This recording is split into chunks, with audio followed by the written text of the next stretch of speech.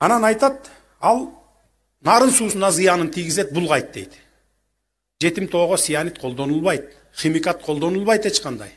Мына Кумтөрдөн 20 жылдан бери ошо нарын суусуна цианид агып кирип, мына нарын суусу аркылуу өтүп атат. Ошо 20 жылдан бери биздин элибиз ошол уу сууну ичип атат. Ушул Жеңиш Молдокматов иниме айтат элем ошону. Талкан сугунуп отурдуңбу 20 жылдан бери карай? Сенин атаң, энең, бир тууганың ичип атат ошол сууну мына. 2012-жылы кырылып, мени камаган кезде дагы мен сайрап айтканмын. Эй, айланайын, нарын эли уу ичип отурат. Балдар өлүп атат. Ичинен инвалид балдар төрөлүп атат бизден. Ошону карагыла деп мына 8 жылдан бери какшап келдимби мен?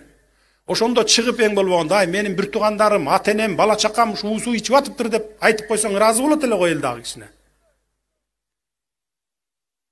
10 күн, 12 күн иштедим да, ушу 32 күндүн 12 күнүн толук кандуу иштедим. Анан эми мени баягы бир 10 жыл иштегендей отчет сурап атышат да булар. 10 жыл иштегендей отчет сурап атат. Ди Каныбек Капашевич чыгып айтып атат, Бишкекти түтүн бастырып ийди дейт, түтүн басып кетти дейт. Мен 10 күндүр ичинде түтүн бастырып ийиптирмин да Бишкекти. Видео таратып атышат мына WhatsApp'тардан. Мен көчө ал видеосун да көрдүм. Жакамды кармадым. Кудай, ушуларга бир ыйман бере көр депчи. Кудайдын жок калпын айтып. Бакиевтер дейт, мына Максим келип кетиптир деген сөздү таратып атышат.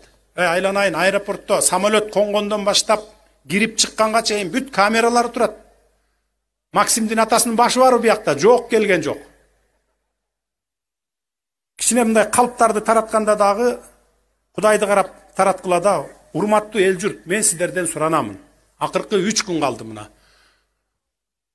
Адамдын оюна келбеген калп ушактарды таратып, ошол азыр эми интернеттин заманы да, Кыргызстанга бир күндө тарап кетет. Кандай информация чыкпасын тарап кетет да маалымат. Ошондойлорго ишенбеңиздер мына. Анан баягы Абдил Сегизбаевди айтып атпайбы чыгып алып, мына Садыр Жапаров деген момундай кылмыштары бар, анан 7 суроом бар, 9 суроом бар депчи. Анан мына Жаныш Бакиевдин тоюнда жүргөн деген бир сүрөттү көргөзүп атат. Ал той 2008 бекен, 2009 бекен болгон. Мен комиссар элем, жетекчилердин баарын чакырган. Парламенттин баарын чакырган, 90 депутат барып отурган, башка урук туугандары барган, 1000ге жакын киши отурган ошол жерде залда. Адахан Кимсанбаевич алып барып туруп тебетей кийгизип, чепкен жаап, камчы берип, мен ушул камчы менен башка чап укпагандарды деген. Ошол эле той жөн эле, эми чакырган жерден калба, өзүң басып барба дейт. Эми жетекчилер чакырып атса барасың да. Ошон үчүн ошондой ушактарга алданып кетпеңиздер. Биздин эл эми бар эмес, аз сандуусу ооп кетет. Ушинтип айтып атпайбы деп ишенип алат. Абдил Сегизбаевди мисалы мени камаганда 2017-жылы, билесиздер. Эчтеке таппай алып келип туруп, анан Каптагайыпты заложник кылып алды. Мындан 4 жыл мурун деп 2013-жылдагы ишти чаптап анан камаган. Каптагайып келип сайрап турду, ай мунун эч катыштыгы жок. Баарыбыз көлдүкпүз, мен 4 жылдан бери 400 күбөнү сурадык. Эч кандай тиешеси жок, менин атыма чаптабай чыгаргыла деди мына. Верховный сотко чейин келип жүрдү мына байкуш. Ошондо да чыгарбады.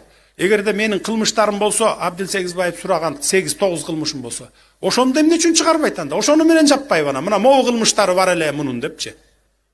Ошон үчүн мындай логически ойлонуп көрүңүздөр өзүңүздөр, кандай неме максат менен жамандап атышкандыгын.